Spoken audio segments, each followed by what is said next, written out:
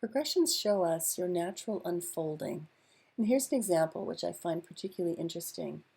This individual was born March 10th of 1985 at 1:17 p.m. in Scranton, Pennsylvania.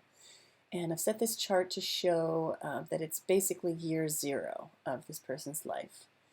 And now I'm going to move this chart along, and I want you to observe what happens with Venus and also with Mercury.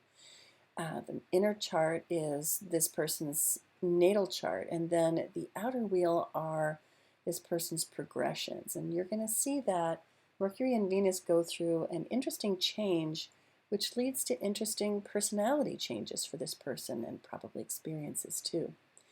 Age 1, age 2, age 3, and look, already Venus has turned retrograde. We know this because the numbers are red.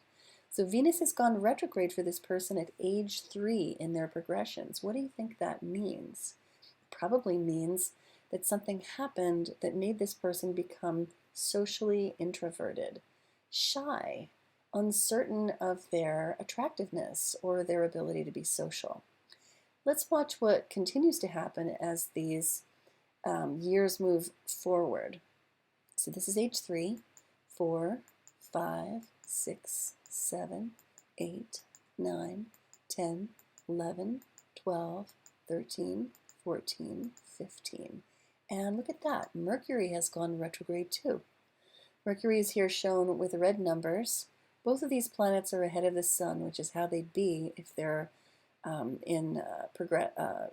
turning retrograde, essentially, whether in progressions or not. And with Mercury retrograde on top of that, already Venus retrograde, we've got the formula for a personality that has definitely turned inward, is probably shy, and at this point uncertain about how they are as a communicator. This person will have these planets retrograde for some years, decades really, in their progressions, and that has a very big effect on how they develop as a human being.